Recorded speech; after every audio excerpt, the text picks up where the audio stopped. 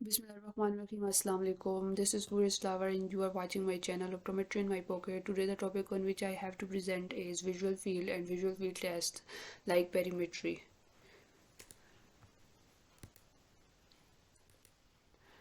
This is the content or the topics or the points which I will discuss one by one in my presentation. Visual field perimetry, its two strategies, kinetic perimetry and static perimetries, and in kinetic and static perimetry there are a number of perimetry tests like octopus and Amsler grid in static perimetry and kinetic perimetry respectively. So let's start.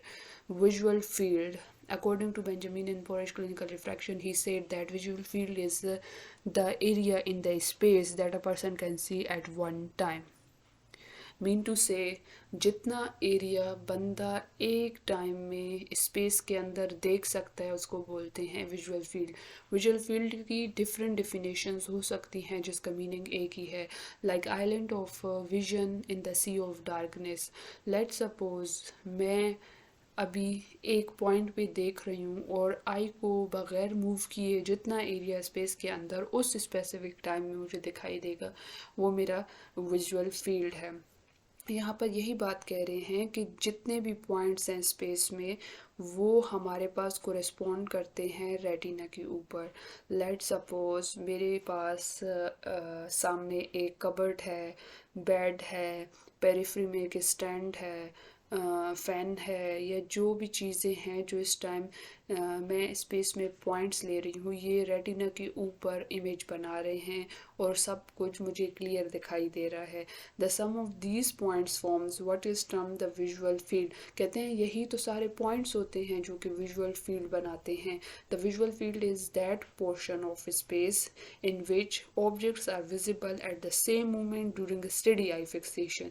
वही बात बार बार repeat कर रहे हैं कि steady eye fixation mean to say आप एक ही पॉइंट को देख रहे हैं. जैसे कि मैं इस वक्त सामने पड़े हुए बेड को देख रही हूँ तो उसको देखते हुए बगैर आई को मूव किए हुए स्पेस के अंदर जितने ऑब्जेक्ट्स मुझे विजिबल हैं उनको क्या बोलते हैं विजुअल. इसको क्या बोलते हैं visual field.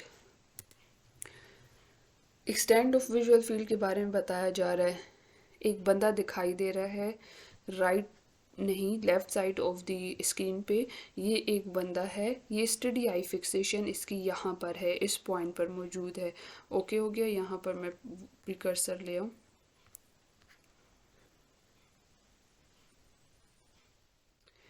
Okay now it's working. ये वो स्टडी फिक्सेशन पॉइंट है इस बंदे का. ठीक हो गया. बग़ैर आई को मूव किए इसको पेरिफ्री में और सेंटर में, ये इसकी पेरिफ्री है. ओके हो गया. और ये जो है इसका सेंट्रल फील्ड है. एक पेरिफेरल फील्ड हो गया और एक सेंट्रल फील्ड हो गया. तो ये इसको दिखाई दे रहा है जिसको हम क्या कहते हैं visual field. Next limit of monocular visual field. Monocular एक आई की बात को कहते हैं, बाइनोकुलर कहते हैं दोनों आइज़ को. तो यहाँ पर आपको इमेज दिखाई दे रही है टेम्पोरल नेज़ल की. टेम्पोरल नेज़ल जो नोज़ के साइड वाला एरिया होता है आई का उसको नेज़ल बोलते हैं और जो नोज़ के अपोजिट साइड वाला होता है उसको टेम्पोरल बोलते हैं. मीन टू से ये इस बंदे का टेम्पोरल है और यहाँ पर जो होगा वो नेज़ल है. फिर सुपीरियर ऊपर वाला हिस्सा और इन्फीरियर नीचे वाला हिस्सा. फील्ड्स की बात कर रहे हैं कि अगर हम दैट सपोज इस बंदे की ये वाली आई बंद कर देते हैं, ओक्लूड कर देते हैं, तो उसको टेम्पोरल साइड पे 100 डिग्री तक जो फील्ड है वो दिखाई देगी और नेज़ल साइड पे 60 डिग्री उसको फील्ड दिखाई देगी. इसी तरह इस बंदे की भी हमने लेफ़्ट वाली आई ओक्लूड की हुई है और इसको ऊपर वाला 60 डिग्री और नीचे 75 डिग्री दिखाई देगा. तो अगर आपसे कोई पूछे कि जो विजुअल फील्ड है सुपीरियरली, इन्फीरियरली, नेज़ली और टेम्पोरली कितनी है, तो हम कह सकते हैं कि सुपीरियरली 60 है. इन्फीरियरली जो है ये इंडिविजुअल आई की बात कर रहे हैं, मोनोकुलर बात कर रहे हैं, यूनिओकुलर बात कर रहे हैं. ठीक है. तो सुपीरियरली 60 डिग्री है और फिर हम लोग उसके बाद नेज़ल पे आ जाते हैं. नेज़ल भी 60 डिग्री है और इन्फीरियरली 75 डिग्री है और टेम्पोरली 100 डिग्री है। तो किस तरह से याद करना है, स्टार्ट सुपीरियर से करेंगे 60, फिर नेज़ल भी 60, फिर इन्फीरियर जो है वो 75 और टेम्पोरल सबसे ज़्यादा फील्ड ऑफ व्यू जो है टेम्पोरल साइड पे होती है। ओके, नेक्स्ट है binocular visual field. Binocular means अब हम लोग दोनों आइज की बात कर रहे हैं। When considering the visual field of both eyes in combination, the lateral extent of the visual field is about 200 degrees extending from the right temporal to the left temporal edge. जब हमारी दोनों आंखें खुली हों, एक आई को ओक्लूड हम ना करें, तो हमारे पास जो विजुअल फील्ड है वो 200 डिग्री है। लाइक राइट आई के टेम्पोरल साइड से लेफ्ट आई के टेम्पोरल साइड तक हमारे पास 200 डिग्री तक हमें पूरा एक फील्ड जो है वो दिखाई दे रहा होता है। There is an area of overlap between the visual field of each eye in the central 120 degrees. हमारे पास ये कहते हैं कि हर आई का एक स्पेसिफिक विजुअल एरिया होता है, विजुअल फील्ड होता है। वो दो विजुअल फील्ड जो हैं, एक जहाँ पर ओवरलैप करती हैं वो ओवरलैपिंग पॉइंट सेंट्रल 120 डिग्री पर होता है। ओके हो गया। This central 120 degree is referred to as the binocular visual field where each eye is able to detect a stimulus within this region. कहते हैं यही वो पॉइंट है जहाँ पर बाइनोकुलर विजन होती है, जिसको हम बाइनोकुलर विजुअल फील्ड बोलते हैं, क्योंकि यहाँ पर जो स्टिमुलस होता है आई उसको डिटेक्ट कर सकती है। This is the figure nasal temporal visual fields. अब हमारे पास एक बहुत मज़े का सिस्टम होता है। ये हमारे पास राइट आई हो गई और ये वाली हमारे पास लेफ़्ट आई हो गई। अब इसको गौर से देखें, ये टेम्पोरल साइड है इस आई का और ये नेज़ल साइड है इस आई का, और लेफ़्ट आई का भी यही नेज़ल साइड है और लेफ़्ट आई का ये टेम्पोरल साइड है। अब होता क्या है, यहाँ पर अगर हम लोग ऐसे लाइन लगा दें तो ये इंडिविजुअल फील्ड्स आ गई, जो कि कितने पे है, 120 डिग्री पे है। ये पॉइंट मैंने आप लोगों को बता दिया पीछे कि राइट टेम्पोरल से लेके लेफ्ट टेम्पोरल तक, यानी यहाँ से इस पॉइंट से लेकर इस पॉइंट तक जो विजुअल फील्ड होती है वो 200 डिग्री होती है। ठीक हो गया, कितनी होती है, 200 डिग्री होती है। और जिस पॉइंट पे ये ओवरलैप कर रही होती हैं दोनों फील्ड्स आएगी ईच आएगी, वो 120 डिग्री होती है। उसी को बाइनोकुलर विजुअल फील्ड बोल रहे होते हैं, जहाँ पे ये वो रीजन होता है जहाँ पर स्टिमुलस जो है आई उसको डिटेक्ट कर सकती है। अब दूसरी इंपॉर्टेंट बात, ये राइट विजुअल फील्ड है और ये लेफ्ट विजुअल फील्ड है। होता यूँ है कि अगर यहाँ पर टेम्पोरल साइड पे आपके पास एक जो है कैट बैठी हुई है, तो ये कैट आपके टेम्पोरल साइड पे बैठी हुई है, लेकिन ये temporal region of the right eye को स्टिमुलेट नहीं करवाएगी, बल्कि ये आपके जो राइट आई का नेजल एरिया है ये वाला, इसको स्टिमुलेट करवाएगी। लेकिन जो लेफ्ट आई है उसके कौन से एरिया को स्टिमुलेट करवाएगी, नेजल एरिया को स्टिमुलेट करवाएगी। ओके हो गया। सॉरी, गलत बता दिया मैंने। यहाँ पर एक ऑब्जेक्ट पड़ा हुआ है, कौन से साइड पे, टेम्पोरल साइड पे। तो ये जो राइट आई होगी इसके नेजल साइड को, और जो लेफ्ट आई होगी उसके टेम्पोरल साइड को स्टिमुलेट करवाएगी, एंड वाइस वर्सा। इसी तरह यहाँ पर लेट सपोज एक रेड बैठा हुआ है, जिसके लिए ही तो कैट आई थी ना। तो ये रेड क्या है, हमारे पास लेफ्ट साइड पे मौजूद है, यानी कि टेम्पोरल साइड पे मौजूद है, लेकिन ये इस वाली आई का नेजल साइड स्टिमुलेट करवाएगी और उस वाली आई का टेम्पोरल साइड स्टिमुलेट करवाएगी। ब्लाइंड स्पॉट क्या होता है कि हमारे पास विजुअल फील्ड का वो एरिया, वो पॉइंट जो कि दिखाई नहीं देता। ब्लाइंड स्पॉट फिजियोलॉजिकली हर एक बंदे में मौजूद होता है। इसी तरह तो हमारे पास जो रेटिना है उससे विजन दिखाई देती है, बिकॉज उसमें रोड्स एंड कॉन्स मौजूद होते हैं।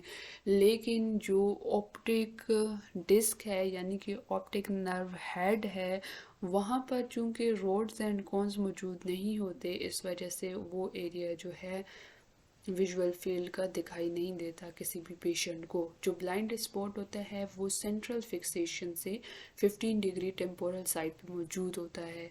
हमारे पास ब्लाइंड स्पॉट टेम्पोरल साइड पे क्यों मौजूद होता है, बिकॉज चूंकि हमारे पास ऑप्टिक नर्व हेड यानी कि ऑप्टिक डिस्क हमारे पास नेज़ल साइड पे मौजूद होता है, तो इसी वजह से ब्लाइंड स्पॉट की जो प्रोजेक्शन होती है वो टेम्पोरल साइड पे होती है। जैसे पीछे मैंने बताया कि राइट विजुअल फील्ड की प्रोजेक्शन जो है राइट आई की नेज़ल साइड पे और लेफ़्ट आई की टेम्पोरल साइड पे होती है। इसी तरह जो लेफ़्ट विजुअल फील्ड है उसकी जो प्रोजेक्शन है लेफ़्ट आई की नेज़ल साइड पे और राइट आई की टेम्पोरल साइड पे होती है, तो प्रोजेक्शन जो है वो डिफरेंट होती है। इसी तरह जो नेज़ल ब्लाइंड स्पॉट है वो नेज़ल ब्लाइंड स्पॉट से मेरी मुराद जो ऑप्टिक नर्व हेड है, ऑप्टिक डिस्क है, वो नेज़ल साइड पे मौजूद होता है, जिसकी वजह से उसकी जो प्रोजेक्शन है टेम्पोरल साइड पे होती है। ओके, 5.5 हॉरिजेंटली एंड 7.5 वर्टिकली, ये हमें साइज बताया गया है ब्लाइंड स्पॉट का। ये डीप ओवल होल होता है। ओके, ब्लाइंड स्पॉट की पिक्चर्स दिखाई है। ये लेफ्ट आई विजुअल फील्ड है, ये राइट आई विजुअल फील्ड है। तो जो ये राइट आई विजुअल फील्ड है इसमें क्या हो रहा है, ये राइट आई हो गई हमारे पास और ये हो गई लेफ्ट आई हो गई। राइट आई में देखें टेम्पोरल साइड जब आप फिक्सेशन से जाएंगे 15 डिग्री, आई थिंक 15 डिग्री था, 15 डिग्री टेम्पोरल साइड पे जाएंगे तो आपको ब्लाइंड स्पॉट जो है वो दिखाई देगा। और यहाँ पर भी ये लेफ़्ट आई है तो लेफ़्ट आई का ये टेम्पोरल साइड बनता है, तो यहाँ पर आप सेंट्रल फिक्सेशन से जो है वो 15 डिग्री टेम्पोरल साइड पे जाएंगे तो आपको एक ब्लाइंड स्पॉट दिखाई देगा। ये हमारे पास वर्टिकल लाइन है और ये हमारे पास ओरिजेंटल लाइन है, ये फिक्सेशन पॉइंट है। फोविया और ऑप्टिक डिस्क के बारे में मैंने बताया था, नेजल साइड पे होता है, इसी वजह से तो टेम्पोरल साइड पे प्रोजेक्शन होती है ब्लाइंड स्पॉट की। कोई भी चीज़ जो नेजल साइड पे उसकी टेम्पोरल साइड पे वो होती है, क्या कहते हैं उसको, प्रोजेक्शन। और कोई भी चीज़ अगर टेम्पोरल साइड पे हो तो उसकी नेजल साइड पे प्रोजेक्शन होती है with in the same I, like इस आई की बात कर रही हूँ मैं। रेटिनल नर्व फाइबर अरेंजमेंट बताई गई है कि रेटिनल में जो है नर्व फाइबर्स होते हैं जिनकी अरेंजमेंट देखें इस तरह से हुई हुई होती है। ये यहाँ पर एक पॉइंट पे आके मिल जाती हैं जिसको क्या कहते हैं, ऑप्टिक नर्व हेड और ऑप्टिक डिस्क बोलते हैं। पीछे कुछ और तो नहीं था, नहीं था। ओके, अब पेरीमेट्री क्या होती है? पेरीमेट्री बोलते हैं विजुअल फील्ड की मेजरमेंट को, ठीक है। ये साइंस है जो कि विजुअल फील्ड की मेजरमेंट के लिए यूज़ की जाती है, इसको क्या बोलते हैं, पेरीमेट्री। तो आसान वर्ड्स में आप क्या कहोगे कि विजुअल फील्ड की मेजरमेंट को हम क्या कहते हैं, पेरीमेट्री बोलते हैं। जनरली हमारे पास 2 टेस्टिंग स्ट्रेटजीज होती हैं पेरीमेट्री को परफॉर्म करने के लिए। एक को कहते हैं काइनेटिक पेरीमेट्री और दूसरी को कहते हैं स्टैटिक पेरीमेट्री। स्टैटिक पेरीमेट्री में जो आप टारगेट दोगे वो हमेशा जो है स्टैटिक होगा, लेकिन जो काइनेटिक पेरीमेट्री है उसमें जो टारगेट दोगे वो स्टैटिक नहीं होगा, वो पेरिफेरी से आप लेकर आओगे सेंटर तक जहाँ पर उस पेशेंट को जिसकी आप विजुअल फील्ड चेक कर रहे हैं वो डिटेक्ट हो जाएगा। फिर काइनेटिक पेरीमेट्री में एक स्पेसिफिक साइज का आप और एक स्पेसिफिक इंटेंसिटी का क्या लेंगे, टारगेट लेंगे, ऑब्जेक्ट देंगे, पेशेंट को दिखाएंगे। आप साइज भी चेंज कर सकते हो, आप इंटेंसिटी भी चेंज कर सकते हो, यहाँ पर लिखा हुआ है, जो कि हम लोग एज अ स्टिमुलस यूज कर रहे हैं। The placement of the selected as stimulus of the non size and intensity outside the borders of the visual field और within the blind spot and then moving it until a point which it is detected. क्या बोल रहे हैं कि एक आपने non size और intensity का एक स्टिमुलाई ले लेना है और वो बॉर्डर पे मेन जितना दूर आप पकड़ सकते हैं वो स्टिमुलस वहाँ पकड़ेंगे, लेकिन शर्त ये है कि आपको दिखाई दे रहा हो। वहाँ पर पकड़ के और लेकर आएंगे अंदर की तरफ, और तब तक लेकर आएंगे जब तक पेशेंट ये ना कह दे कि उसको वो पॉइंट जो है वो डिटेक्ट हो रहा है। The boundary at which the target is first seen have equal sensitivity, and if connected, they will form a ring-shaped locus of points referred to as the isopter. यहाँ पर ये बता रहे हैं कि जो टारगेट की बाउंड्री है जहाँ पर वो दिखाई देती है उसमें इक्वल सेंसिटिविटी होती है, और जितने भी पॉइंट्स हैं जो दिखाई दे रहे होते हैं उसको आइसोप्टर बोलते हैं। फिर आगे हमारे पास स्टैटिक पेरीमेट्री, इसमें थोड़ा थोड़ा वेट कर दें कि मैं चेक कर लूँ कि ये साइज़ और इंटेंसिटी है वेरिएबल होगी या एक स्पेसिफिक रखेंगे। अब यहाँ पर स्टैटिक पेरीमेट्री में कह रहे हैं कि हम लोगों ने जो स्टिमुलस है वो स्पेसिफिक लोकेशन पे क्या करना है, प्रेजेंट करना है रेटिना को। लेट सपोज एक ही पॉइंट पे हम लोगों ने वो टारगेट जो है रखना है, तो वो रेटिना के एक ही पॉइंट पे बनेगा। लाइक टेम्पोरल पे रख रहे हैं तो हमें नेजल पे दिखाई देगा, नेजल पे रख रहे हैं तो टेम्पोरल पे दिखाई देगा, या स्ट्रेटा हेड रख रहे हैं तो स्ट्रेटा हेड दिखाई देगा, तो यानी कि फोविया के ऊपर दिखाई देगा। तो इसका ये मतलब है। तो स्टैटिक पेरीमेट्री हमारे पास जो स्पेसिफिक रेटिनल एरिया है उसमें डिफेक्ट देखने के लिए यूज़ होता है, जबकि काइनेटिक पेरीमेट्री में तो ऐसे नहीं होता, फुल रेटिना उसमें देखा जाता है, क्योंकि बाउंड्री से लेकर अंदर तक ला रहे हैं, तो जितने भी पॉइंट्स है आउटसाइड स्पेस में वो कोरिस्पॉन्ड करेंगे रेटिना पे, और हमें वो सारे पॉइंट्स नज़र आएंगे। वो जो सारे पॉइंट्स नज़र आ रहे होते हैं जो कि रेटिना के ऊपर इमेज बना रहे होते हैं, तो वो एक पॉइंट्स का लोकस बना देते हैं, और उसी पॉइंट्स ऑफ लोकस को तो आइसोप्टर बोलते हैं। The intensity of the stimulus is presented in increasing level. यहाँ पर क्या होता है कि ऑब्जेक्ट जो है उसकी जो इल्यूमिनेशन वगैरह होती है, इंटेंसिटी वगैरह होती है, वो हम इंक्रीज करते रहते हैं, तब तक इंक्रीज करते हैं जब तक वो स्पेसिफिक लोकेशन ऑफ रेटिना उसको डिटेक्ट ना कर ले। लेट सपोज मैंने यहाँ पर सेंटर में एक ऑब्जेक्ट रख लिया, अभी तक ये मुझे दिखाई नहीं दे रहा क्योंकि इसने रेटिना को स्टिमुलेट ही नहीं किया। जब मैं इसकी इंटेंसिटी जो है इंक्रीज करती जाऊँगी तो एक पॉइंट ऐसा आएगा कि वो मुझे दिखाई देने लग जाएगा, वो जो स्टिमुलस है, जो टारगेट है। The intensity of the stimulus at the point of detection is refer to as the threshold. अब ये जिस पॉइंट पे मुझे ये जो टारगेट है ये दिखाई दे गया है, उस पॉइंट को क्या बोलते हैं? थ्रेशोल्ड बोलते हैं। उस पॉइंट पे उस स्टिमुलस की जो इंटेंसिटी है उसको थ्रेशोल्ड बोलते हैं। स्टैटिक पेरीमेट्री का बता रहे हैं कि ये अच्छा गुड मेथड है किसी भी विजुअल फील्ड में किसी स्पेसिफिक एरिया ऑफ रेटिना की जो सेंसिटिविटी है, mean to say कि static perimetry is a good method to detect the sensitivity of the visual field। जो static perimetry है, kinetic perimetry है, इसमें हम लोग visual field की sensitivity चेक कर रहे होते हैं ना, कि visual field कितनी दिखाई दे रही है, कितनी नहीं दिखा रही, कहाँ पर डिफेक्ट है, कहाँ पर नहीं है। तो जो स्टैटिक पेरीमेट्री है उसका काम यही है कि वो आपको सेंसिटिविटी के बारे में बताता है विजुअल फील्ड के अंदर, लेकिन किसी specific area of the retina की, and is used in automated perimeters. तो ये इंपॉर्टेंट आ गया यहाँ पर कि ये क्या होता है, ऑटोमेटेड पेरीमीटर्स में होता है।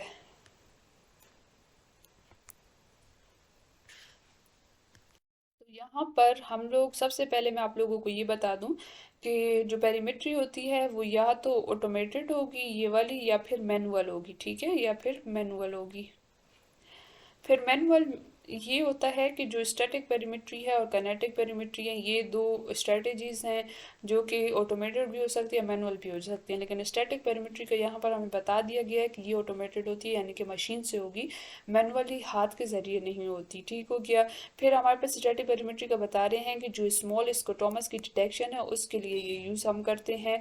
ग्लूकोमेटस चेंजेस जब आती हैं तो उसमें स्कोटोमा वगैरह जो हमारे पास टनल विजन हो जाती है, तो इन सब चीज़ों की जो मैनेजमेंट है, जो एस्टिमेशन है और जो डिटेक्शन है वो की जाती है यहाँ पर।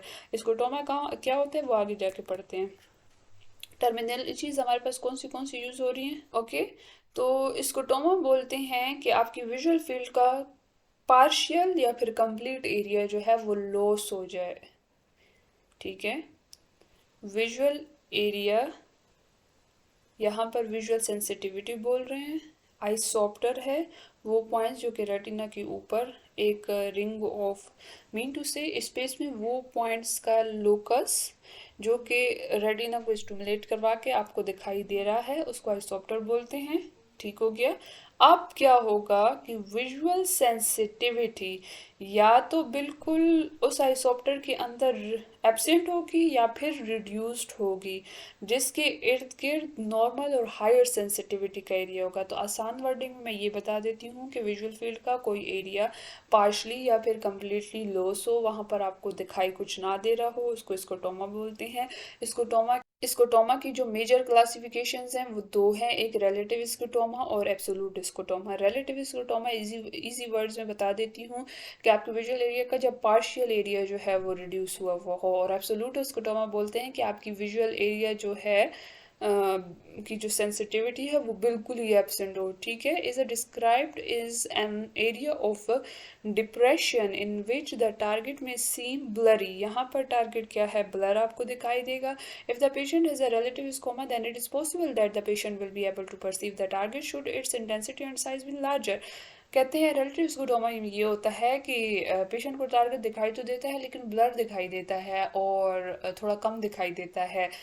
तो उसकी सेंसिटिविटी को इंक्रीज करने के लिए आप टारगेट की जो इंटेंसिटी है और जो साइज है वो इंक्रीज कर दें तो उसको दिखाई दे जाएगा।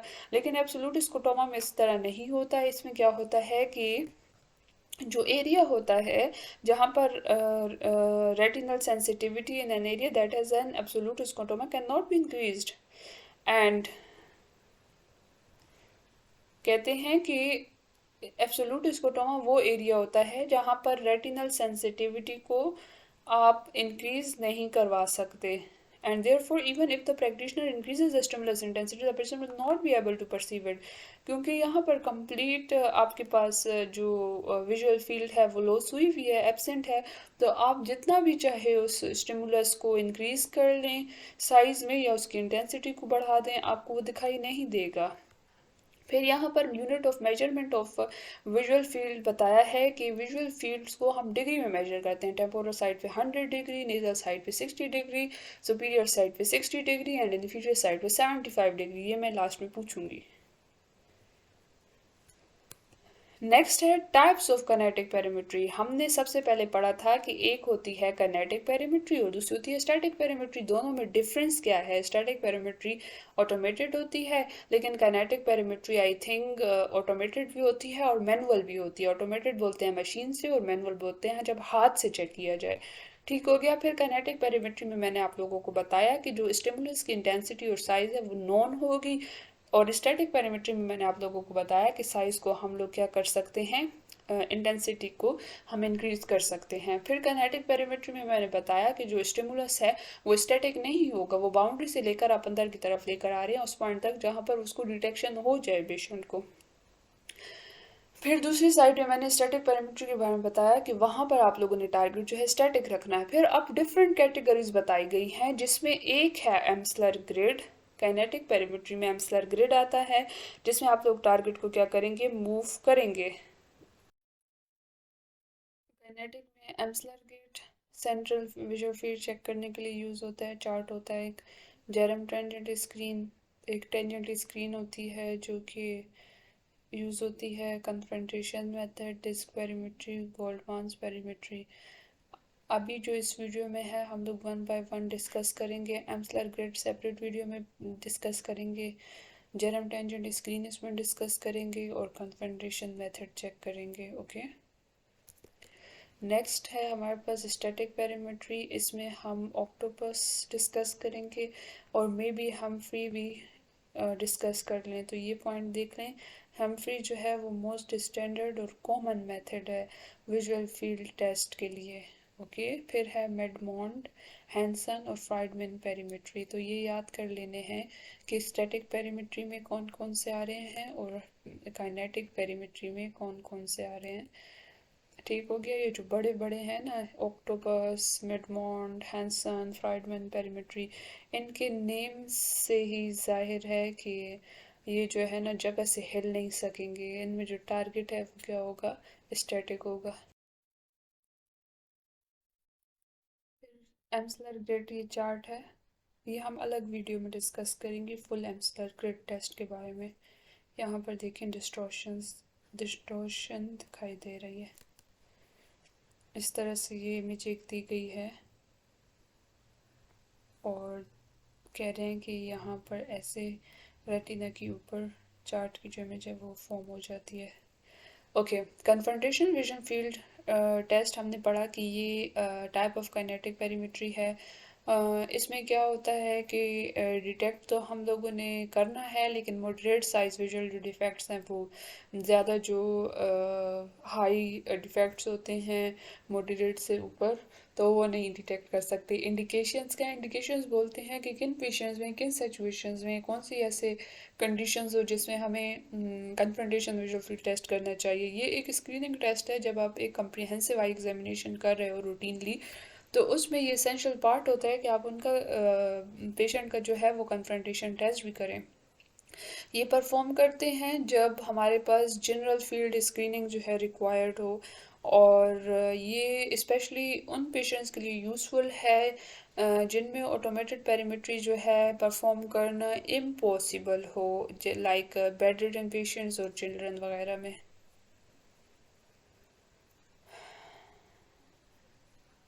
तो कन्फ्रंटेशन विजुअल फील्ड क्या है? Manual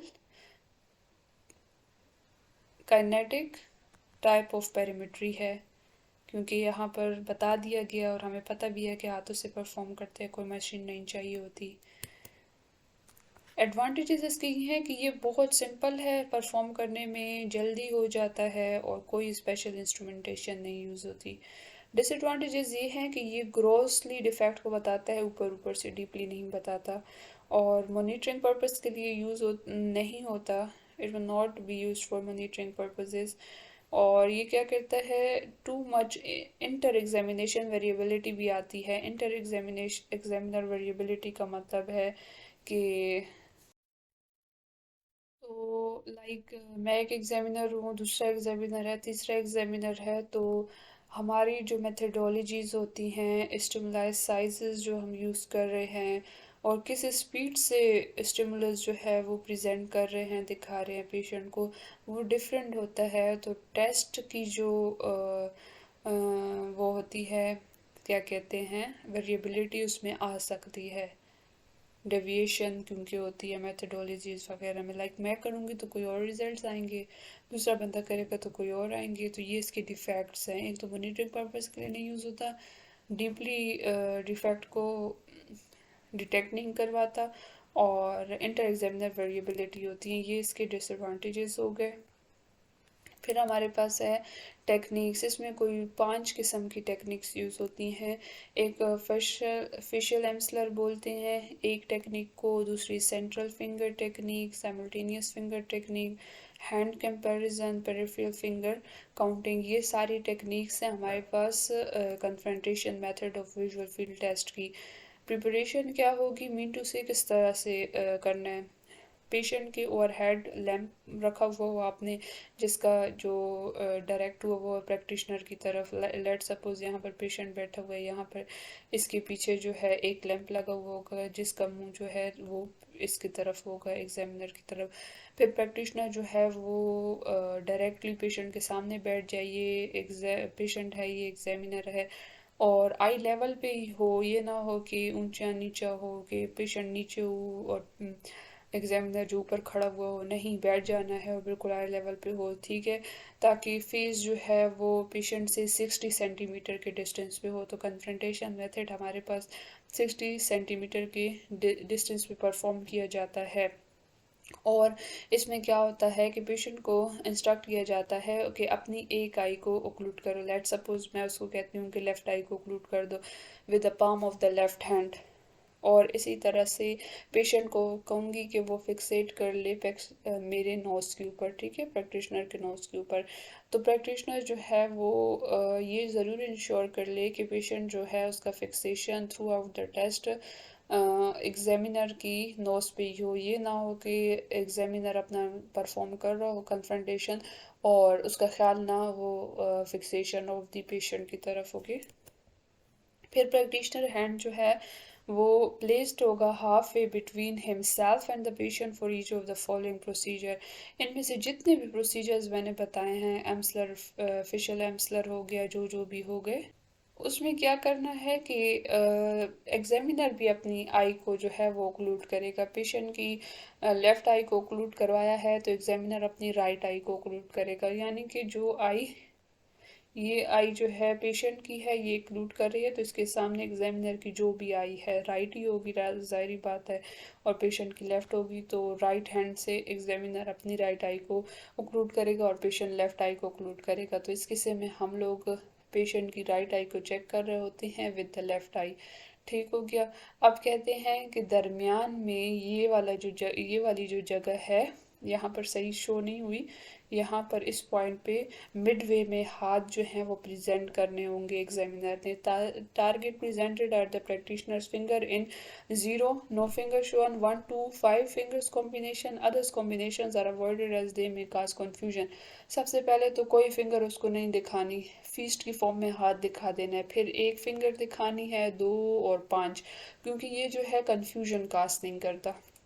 no prescription is necessary, कोई प्रिस्क्रिप्शन जो है उसकी ज़रूरत नहीं होती है। The patient does have a high refractive error, लेकिन अगर पेशेंट को हाई रिफ्रैक्टिव एरर होगा तो फिर वो अपनी glasses, contact lenses, what ever जो भी प्रिस्क्रिप्शन है वो पहनेगा, ताकि जो लेकिन वो भी सेंट्रल विजुअल फील्ड असेसमेंट के लिए पहनेगा। और पेरिफेरल विजुअल फील्ड असेसमेंट जब हम कर रहे होंगे उसके लिए रिमूव कर दी जाएंगी, क्योंकि पेरिफेरी में ज़ाहिर बात है ग्लासेस की जो वो स्पेक्टिकल्स होते हैं वो फील्ड को ब्लॉक कर देते हैं, तो सेंट्रल में वो पहनेगा और पेरिफेरी में जो है वो नहीं पहनेगा।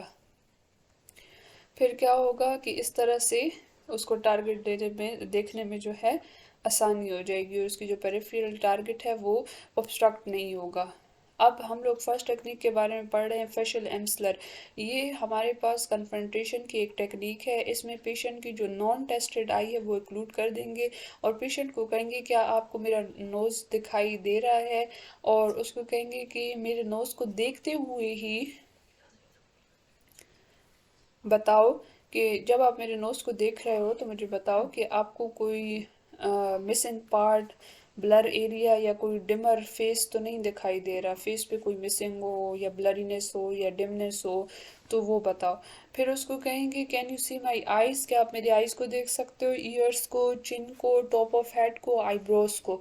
ये सारे क्वेश्चंस पूछने हैं। ये टेस्ट जो है ये सेंट्रल स्कोटोमस को सेंट्रल फील्ड में चेक करने के लिए यूज़ होता है। तो बहुत आसान कन्फ्रंटेशन का मेथड था।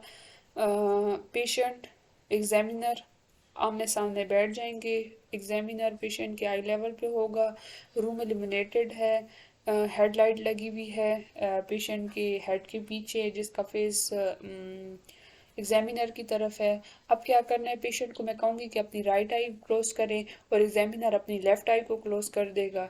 जब इस तरह से कर देगा तो हम लोग उसकी, पेशेंट की लेफ्ट आई चेक कर रहे होंगे अपनी जो है लेफ्ट आई से।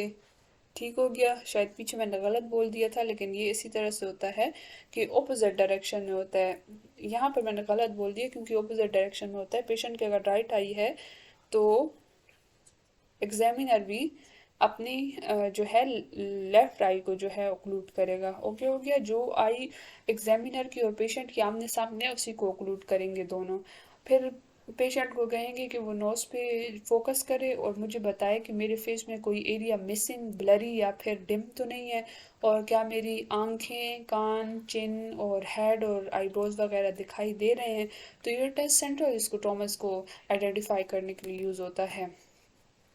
ये इमेज में देखें, पोजीशन ऑफ प्रैक्टिशनर और पेशेंट बता दी गई है। इस तरह से ये फीस्ट में पहले 0 दिखाएंगे, फिर 2 1 2 और 5 की तादाद में जो है वो फिंगर्स दिखा देंगे। लेकिन ये हमारे पास कन्फ्रंटेशन के जनरल बताया, एम्सलर गिल्ड में तो ये हैंड वगैरह जो है वो शो ही नहीं किया जा रहा, फेस शो किया जा रहा है। सेंट्रल फिंगर काउंटिंग में ये होगा कि जो हैंड पोजीशन है वो प्रेजेंट की जाएगी पेशेंट को 4 क्वाड्रेंट्स में। 4 क्वाड्रेंट्स मैं बता देती हूँ। यहाँ पर एक वर्टिकल लाइन हो गई ऐसे, और इस तरह से एक हॉरिजेंटल लाइन हो गई। ठीक हो गया, तो यहाँ पर एक क्वाड्रेंट होता है, एक क्वाड्रेंट यहाँ पे होता है, एक यहाँ पर, एक यहाँ पर। जो टेम्पोरल साइड पे क्वाड्रेंट्स होते हैं, लेट सपोज यहाँ पर ये सुपीरियर टेम्पोरल है, ये इन्फीरियर टेम्पोरल है। फिर हम लोग यहाँ पर आएंगे, ये inferior temporal, sorry superior temporal होगा और ये इन्फीरियर टेम्पोरल होगा। तो 4 क्वाड्रेंट में हमने जो पेशेंट को है वो दिखाना होता है। ये मैं बाद में भी एक बार कंफर्म करने के लिए आप लोगों को बता दूंगी कि किस तरह से 4 क्वाड्रेंट होते हैं। 4 क्वाड्रेंट्स में सेपरेटली फिंगर्स जो है दिखानी है। पेशेंट से पूछना है कि आपको कितनी फिंगर्स दिखाई दे रही हैं। पहले हमने क्लोज्ड फीस्ट से स्टार्ट करना है, लाइक पीछे फिगर में ये देखें, क्लोज्ड फीस्ट से स्टार्ट किया। फिर उसके बाद this step decides the presence of absolute scotoma. जब हम लोग क्लोज फीस्ट दिखाते हैं तो उसमें क्या होता है, एब्सोल्यूट स्कोटोमा जो है वो सामने आ जाता है in each of the 4 quadrants. One quadrant is tested at a time, mean to say जो फीस्ट होगा वो आपने एक क्वाड्रेंट में भी दिखाना है, दूसरे क्वाड्रेंट में भी, तीसरे भी, और फोर्थ वन पे भी, चारों में आपने एब्सोल्यूट स्कोटोमा को डिटेक्ट करवाना है। Throughout the procedure the practitioner must ensure that the patient is fixating the practitioner's nose और आई।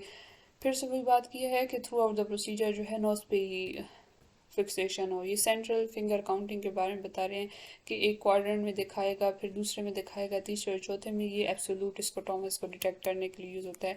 साइमल्टेनियस फिंगर काउंटिंग का ये मतलब होता है कि एक साथ दोनों हाथों से फिंगर्स दिखाई जाएं। टू टारगेट्स आर प्रेजेंटेड, पहले इमेज देख लें, आइडिया हो गया। यहाँ पर भी दिखा दी और यहाँ पर भी दिखा दी, ठीक हो गया। यहाँ पर आप देखें दो टारगेट्स जो हैं वो प्रेजेंट किए जाते हैं साइमल्टेनियस। आप लोगों ने साइमल्टेनियसली एग्जामिनर ने क्या करना है, पेशेंट को फिंगर्स दिखानी है लाइक दिस, जो फिगर अभी दिखाया। यहाँ पर पहले सुपीरियर टेम्पोरल और सुपीरियर जो नेजल फील्ड है उसमें दिखानी है, फिर लोअर क्वाड्रेंट्स में भी दिखानी है। यहाँ पर मैंने आप लोगों को बताया था कि इस साइड पे, सॉरी इस साइड पे होती है सुपीरियर नेजल और इंफीरियर नेजल, बिकॉज एक आई तो ओक्लूड होती है ना, तो इस वजह से। फिर हमारे पास साइमल्टेनियस में दोनों बता दिए, पहले सुपीरियर और नेज़ल जो फील्ड्स होती हैं, सुपीरियर टेम्पोरल और सुपीरियर नेज़ल, उसमें दिखाएंगे। और फिर जो दो लोअर क्वाड्रेंट्स होते हैं यानी कि इंफीरियर टेम्पोरल और इंफीरियर नेजल, उसमें दिखाएंगे। फिर प्रैक्टिशनर वही बात के नोज को देख रहा हो, फिक्सेशन उसकी ठीक हो, और उससे पूछना है कि कितनी फिंगर्स दिखाई दे रही हैं। इस स्टेप में एक्सटिंक्शन फिनोमेना जो है उसके बारे में पता चलता है। जो पहले एम्सलर था उसमें सेंट्रल स्कोटोमस के बारे में पता चल रहा था, फिर सेंट्रल फिंगर काउंटिंग में हमारे पास एब्सोल्यूट स्कोटोमस के बारे में पता चल रहा था, और अब साइमल्टेनियस जो finger counting method of confrontation है इसमें एक्सटेंशन फिनोमेना के बारे में पता चल रहा है। एक्सटेंशन फिनोमेना, जब हमारे पास कोई सेरेब्रल डैमेज आ जाता है तो उस वजह से क्या होता है कि कुछ पॉइंट्स जो हैं, एक्सटेंशन बोलते हैं डिसअपियरेंस के लिए, डिसअपियरेंस को, तो वो पॉइंट्स जो है रेटिना को स्टिमुलेट नहीं कर रहे होते और वो फिर हमें दिखाई नहीं देते, उसको कहते हैं। लेकिन फिर इसको दोबारा से आप लोग भी चेक कर लें इन डिटेल का एक्सटेंशन फिनोमेना क्या होता है। ये डिसअपियरेंस फिनोमेना होता है जिसमें हमारे पास कुछ पॉइंट्स दिखाई नहीं देते सेरेब्रल डैमेज की वजह से। कुछ मैं गलत बोल रही हूँ तो वो ठीक कर लें आप लोग। फिर हमारे पास क्या आएगा, साइमल्टेनियस हैंड कंपैरिजन आ गया। साइमल्टेनियस हैंड कंपैरिजन में क्या होगा, ये देखें इस तरह से हैंड प्रेजेंट किए जाते हैं, लेकिन वर्टिकल लाइन के साइड पे, और दूसरे वाले में हमारे पास हॉरिजेंटल लाइन के साइड्स पे प्रेजेंट किए जाते हैं। ठीक हो गया। इसमें दो फिर सब कैटेगरीज आ जाती हैं, ये वाली ए और फिर दूसरी जो है बी कैटेगरी जो आ जाती है, ये फिर पढ़ते हैं अभी। इस टेस्ट में इस तरह से होगा कि रिलेटिव डिफेक्ट्स जो है वो हम लोग डिटेक्ट करते हैं साइमल्टेनियस हैंड कंपैरिजन में। रिलेटिव डिफेक्ट बोलते हैं कि नॉर्मल चीज़ के साथ डिफेक्टेड चीज़, जो दो चीज़ों का आपस में कंपैरिजन होता है उसको बोलते हैं। लाइक पेशेंट और एग्जामिनर दोनों की फील्ड्स हैं, तो हम लोग पेशेंट की जो फील्ड है वो डिटेक्ट कर रहे हैं in comparison with the examiner, तो रिलेटिव डिफेक्ट्स को इसमें डिटेक्ट कर सकते हैं। न्यूरोलॉजिकल डिफेक्ट्स जो हैं, respect the vertical midline. This procedure is made up of two parts, mean to say कि जो साइमल्टेनियस एंड कंपैरिजन का मेथड है इसको हमने दो पार्ट्स में डिवाइड किया हुआ है, पार्ट ए पार्ट बी।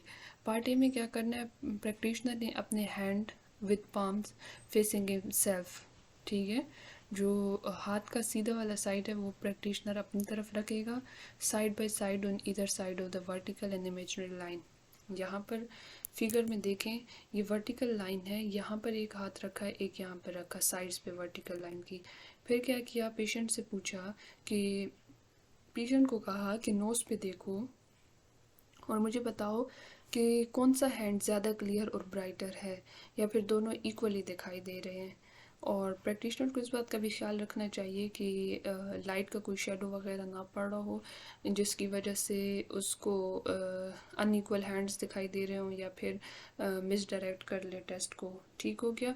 और इस स्टेप में क्या किया जाता है, जो साइमल्टेनियस हैंड कंपैरिजन का जो स्टेप ए है इसमें रिलेटिव हिमियनोप्सिया वगैरह को जो है चेक किया जाता है। रिलेटिव हिमियनोप्सिया बोलते हैं जब आपकी विजुअल फील्ड का एक पार्ट जो है वो गायब हो जाए। रिलेटिव हेमियानोप्सिया कहते हैं कि आपकी फील्ड का कुछ हिस्सा जो है वो दिखाई ना दे। सेकंड जो पार्ट है, इसमें प्रैक्टिशनर ने हैंड्स को रखना है हॉरिजेंटल, जो इमेजिनरी लाइन है उससे ऊपर नीचे, लाइक दिस। ये हॉरिजेंटल लाइन मौजूद है और प्रैक्टिशनर ने अपने हाथों को ऊपर नीचे इस तरह से रखा हुआ है और दोनों क्वाड्रेंट में दिखा रहे हैं, चारों क्वाड्रेंट में। ओके, तो the finger of each hand pointing towards each other, position them first nasally then temporally. कहते हैं पहले नेजली रखा है, हाथों को ऊपर नीचे, फिंगर्स एक दूसरे की तरफ पॉइंट कर रही हूँ, और फिर टेम्पोरली रखे। ठीक हो गया। अब पेशेंट से फिर वही सेम क्वेश्चन पूछेंगे जो कि स्टेप ए में पूछा था कि नोज को देखो और मुझे बताओ कि कौन सा हाथ क्लियर और ब्राइटर है या फिर दोनों इक्वल दिखाई दे रहे हैं। जो ये वाला स्टेप है जिसमें हॉरिजेंटल लाइन से ऊपर नीचे हाथों को दिखाया जाता है, ये हमें रिलेटिव क्वाड्रेनोप्सिया और एल्टीट्यूडनल हिमेनोप्सियस के बारे में बताता है। रिलेटिव क्वाड्रेनोप्सियस बोलते हैं कि विजुअल जो फील्ड है उसको 4 हिस्सों में डिवाइड किया हुआ होता है। 4 में से अगर एक हिस्सा आपको दिखाई नहीं दे रहा तो ये डिफेक्ट होगा, जिसको क्या कहते हैं, एल्टीट्यूडनल हिमियानोप्सिया। नाम से जाहिर है कि अपर और लोअर, सुपीरियर और इंफीरियर विजुअल फील्ड का हाफ हिस्सा जो है वो लॉस हुआ हुआ हो।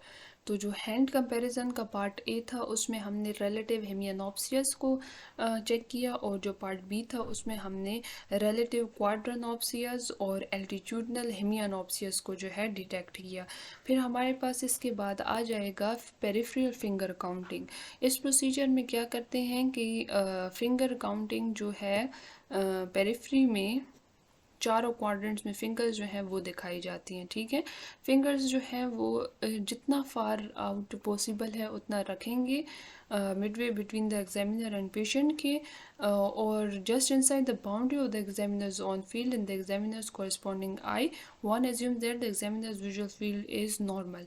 कह रहे हैं कि अगर एग्जामिनर की विजुअल फील्ड नॉर्मल है और वो peripheral finger counting confrontation method perform कर रहा है, तो पेशेंट और एग्जामिनर के दरमियान में मिडवे में हाथों को वो रखेगा और जितना दूर वो अपनी विजुअल फील्ड में रख सकता है रखेगा।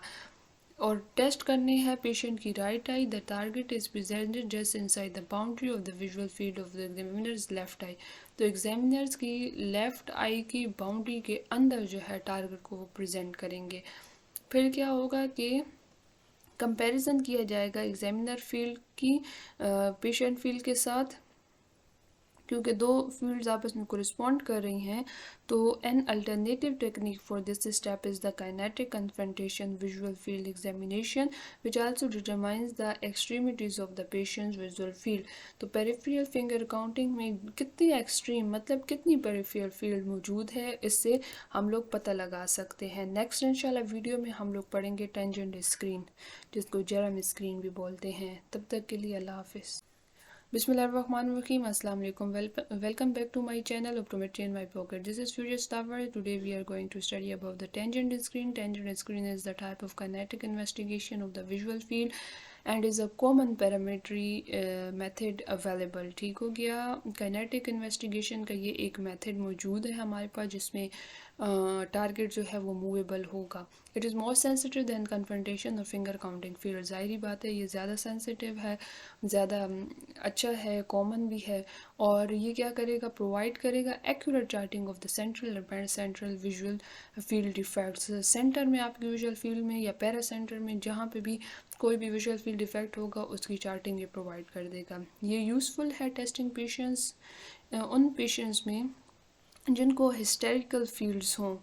ओके, हिस्टोरिकल फील्ड्स का ये मतलब होता है कि आपकी फील्ड में डिफेक्ट तो है लेकिन वो किसी फिज़िकल या फिर जो ऑर्गेनिक फैक्टर है उसकी वजह से नहीं होता, बल्कि ये इमोशनल फैक्टर्स, साइकोलॉजिकल फैक्टर्स की वजह से होता है। ये ट्रांजिएंट होता है, इनकंसिस्टेंट। ट्रांजिएंट मतलब वेरिएबल और इनकंसिस्टेंट मींस कांस्टेंट नहीं होता। ठीक है, और ये फिर टेस्ट वगैरह में सामने आ जाता है।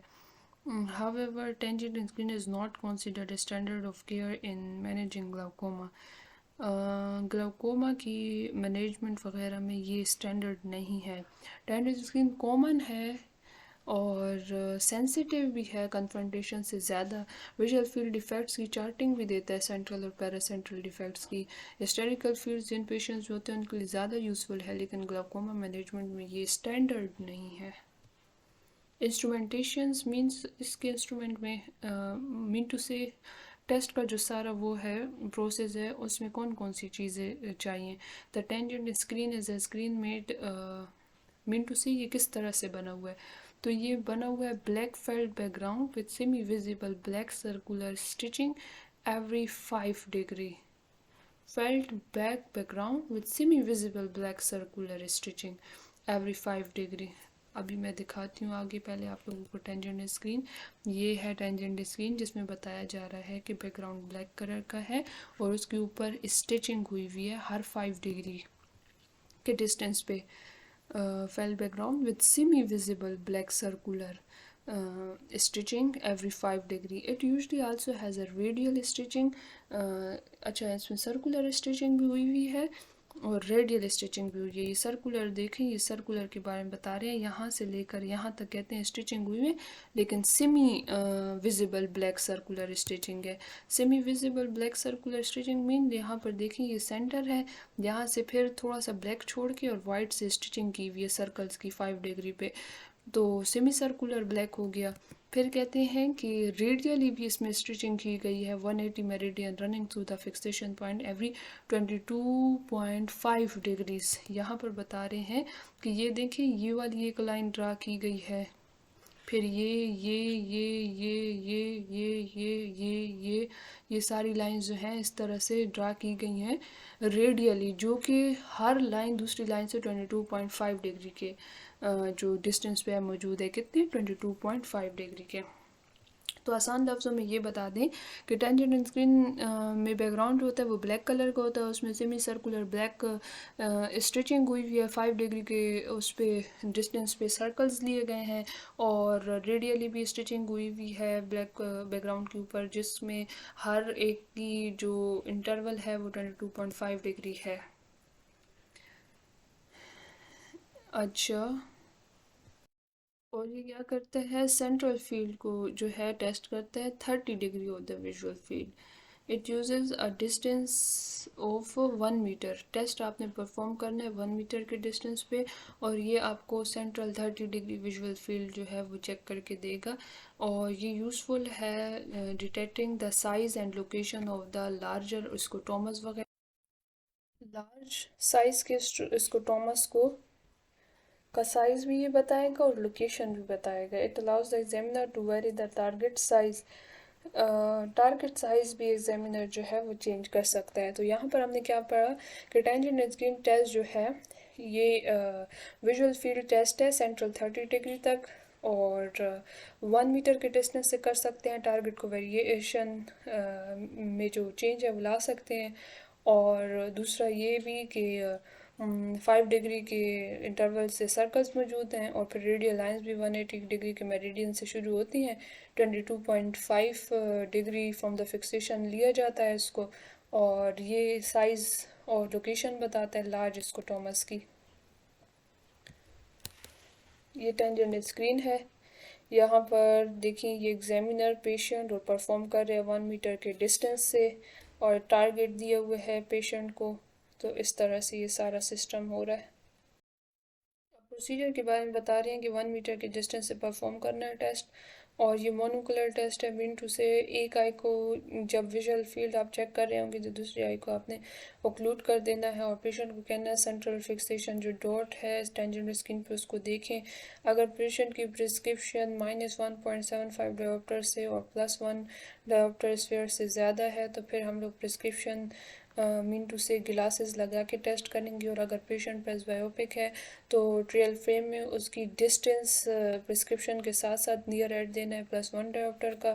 प्रैक्टिशनर की विजुअल फील्ड को चेक करना है, उसको सबसे पहले 3 mm वाइड टारगेट देंगे, लेकिन अगर उसकी विजुअल एक्विटी ज़्यादा रिड्यूस्ड है तो फिर ज़्यादा बड़ा टारगेट देंगे। लेकिन अगर सेंट्रल स्कोटोमा उसको है और सेंट्रल फिक्सेशन वाइट डॉट जो उसको है दिखाई नहीं दे रहा, तो फिर आप लोग एक टेप लेंगे और उसका क्रॉस ड्रा करेंगे और फिर पेशेंट को कहेंगे कि उस स्ट्रेटा हेड फिक्सेट करे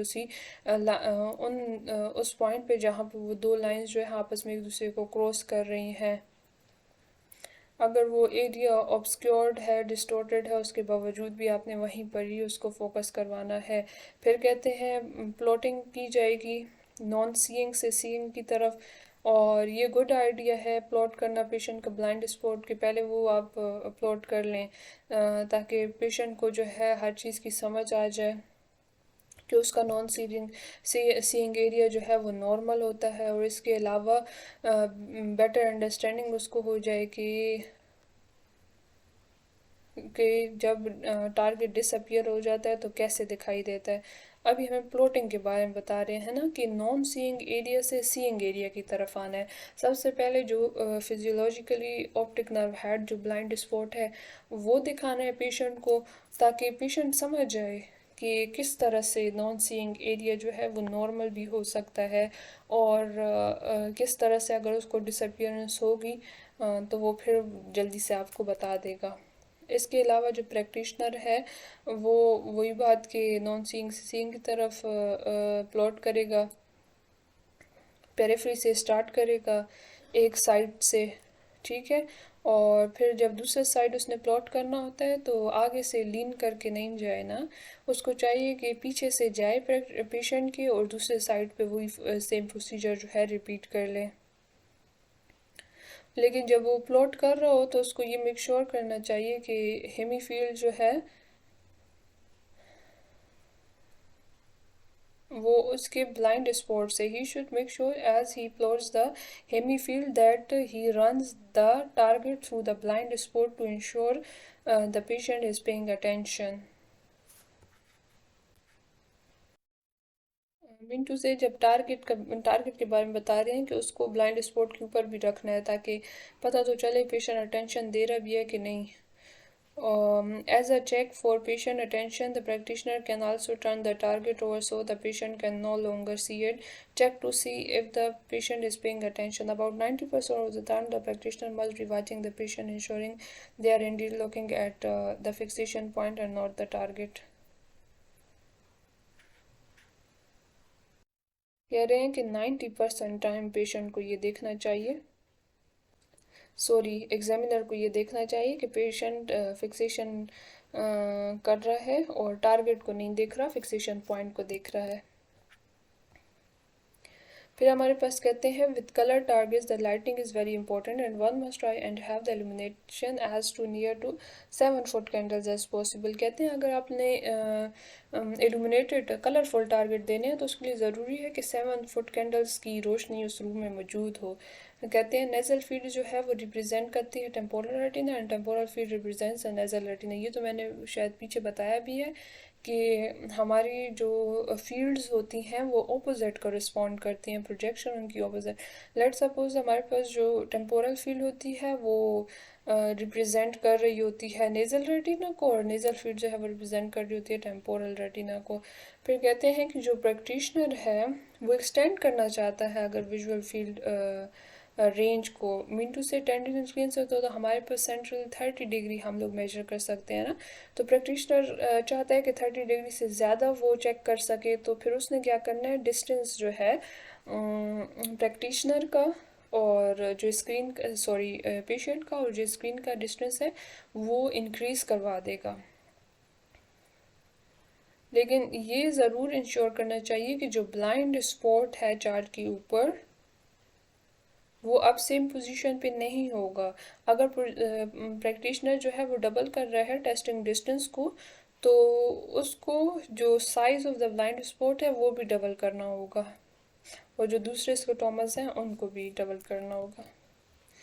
ये आइसोप्टर है। आइसोप्टर के बारे में मैंने बताया था कि स्पेस में वो तमाम पॉइंट्स जो कि रेटिना को स्टिमुलेट कर रहे होते हैं एक लोकस की फॉर्म में मौजूद होते हैं, जिसको आइसोप्टर बोलते हैं। ये विजिबल पार्ट ऑफ द आई है, विजुअल फील्ड है। नेक्स्ट हमारे पास स्टैटिक पेरीमेट्री, ऑक्टोबस पेरीमेट्री है। ये हम लोग इंशाल्लाह दूसरी वीडियो में डिस्कस करेंगे। Bismillahirrahmanirrahim. Assalamu alaikum. Welcome back to my channel Optometry in my pocket. This is Suraj Flower, and we will going to learn about static perimetry, that is octobus perimetry. Static perimetry में हमने different types of पेरीमेट्रीज पढ़ी थी, octopus, Humphry और मेडमोंट, Hansen, फाइडमैन, जिनमें से एक octopus perimetry है। इसके बारे में डिस्कस करते हैं आज। ये विजुअल फील्ड टेस्टिंग टेक्निक है जो कि ऑफ्थल्मोलॉजी में यूज़ की जाती है। और क्या किया जाता है इसमें, इंटायर जो विजुअल फील्ड है, जो विजन है, उसमें जो एबनॉर्मेलिटीज़, डिफेक्ट्स वगैरह है, उसकी चेकिंग की जाती है। ये semi automated type of perimetry है। ऑटोमेटेड मीन मशीन से तो होती है, लेकिन कुछ काम अपने हाथ से भी करना होता है, तो ये semi automated type of perimetry है। इसका जो पर्पस है वो ये है कि ये डिटेक्ट करता है, मॉनिटर करवाता है विजुअल फील्ड लॉस को, जो कि किसी भी आई डिसीज़ की वजह से आया हो। किसी भी आई डिसीज़ की वजह से आपके पास जो डिफेक्ट आया हो, उसको ये डिटेक्ट करता है। ग्लाउकोमा का जो एक्सटेंट है और प्रोग्रेशन है, उसको भी हम एवेलुएट कर सकते हैं ऑक्टोबस पेरीमेट्री से। मेथड क्या है कि पेशेंट ने देखना होता है बाउल शेप्ड इंस्ट्रूमेंट में with a central fixation point. Mean to say machine है, मशीन में बाउल शेप्ड एक स्ट्रक्चर मौजूद है, जिससे पेशेंट ने देखना होता है फिक्सेशन पॉइंट के ऊपर। वेरिंग जो वेरिएबल चेंजेबल इंटेंसिटी की लाइट्स हैं वो प्रेजेंट की जाती हैं different points of the visual field में, और पेशेंट ने रिस्पॉन्ड करना होता है उस लाइट को। जब वो देख लेता है वो लाइट, तो जब उसको डिटेक्ट हो जाए वो लाइट जो कि शो की जा रही है उसको उसकी विजुअल फील्ड में, तो उसको चाहिए कि वो बटन को प्रेस कर दे। जो ऑक्टोबस पेरीमेट्री है उसकी एडवांटेजेस ये होती हैं कि जो सटल विजुअल फील्ड चेंजेस हैं, सटल मीन्स जो बहुत डेलिकेट होते हैं और जिनको ढूंढना मुश्किल होता है, तो उसको भी ये डिटेक्ट कर देता है। इतनी हाई सेंसिटिविटी होती है इसकी। इस मशीन को इस तरह से बनाया गया है ना कि स्पेसिफिक कंडीशंस के लिए डिफरेंट टेस्टिंग पैटर्न मौजूद है। ये रिलायबल भी है and reproducible results. Mean to say reliable, इस पर यकीन किया जा सकता है, और दूसरा रिजल्ट्स भी रिप्रोड्यूस किए जा सकते हैं इससे। क्लिनिकल एप्लीकेशंस क्या हैं, वही पहले भी बता दिया कि ग्लाउकोमा की डायग्नोसिस और मॉनिटरिंग। मीन टू से ग्लाउकोमा की जब ट्रीटमेंट दे दिया गया है तो फर्दर प्रोग्रेशन से बचाता है। फुल तो ट्रीट नहीं करता, ग्लाउकोमा का कोई ट्रीटमेंट नहीं है as such, but further progression से बचाया जा सकता है। तो सबसे पहले तो ग्लाउकोमा अगर है तो उसकी डायग्नोसिस हम इससे कर सकते हैं, और फिर ट्रीटमेंट के बाद मॉनिटरिंग कर सकते हैं कि क्या चेंज आ रहा है। विजुअल फील्ड्स डिफेक्ट्स कुछ इस तरह की डिसीजेज में, like optic neuritis, inflammation of the optic nerve हो, या फिर रेटिनाइटिस पिगमेंटोसा जो कि एट्रोफी जिस डिसीज़ में हो जाती है, रोड्स एंड कॉन्स वगैरह की। तो इस तरह की जो डिसीज़ेस हैं उसमें हम लोग विजुअल फील्ड को चेक कर सकते हैं। और किसी भी डिसीज़ का अगर ट्रीटमेंट दे दिया है तो आप देखते हैं कि उसकी क्या इफ़ेक्टिवनेस है, ठीक हो रही है डिसीज़ या नहीं हो रही, क्या स्टेज है, प्रोग्रेशन है या नहीं है। तो वो देखने के लिए, उसकी एवेलुएशन के लिए भी ये यूज़ करते हैं। लिमिटेशन ये है कि इसमें टाइम बहुत ज़्यादा लगता है as compare to the other methods, और पेशेंट की कोऑपरेशन भी चाहिए होती है और कंसंट्रेशन भी चाहिए होती है कि वो टारगेट पे फिक्सेट करे। ऑपरेटर डिपेंडेंट वेरिएबिलिटी इन इंटरप्रिटेशंस, जो एग्जामिनर होता है उसकी वजह से भी वेरिएशंस आ सकती हैं इंटरप्रिटेशंस पे, क्योंकि हाथ से भी कुछ जो है सेमी ऑटोमेटेड है तो काम हो रहा होता है। तो कंक्लूजन ये है कि ऑक्टोपस पेरीमेट्री वैल्यूएबल टूल है ऑफ्थल्मोलॉजी में, क्रूशल इन्फॉर्मेशन देता है diagnosis and managing of various I condition, और एक्यूरेसी एंड एफिशिएंसी जो है ना with the passage of time जो है वो इंक्रीज़ होती जा रही है। Thank you so much, have a nice day.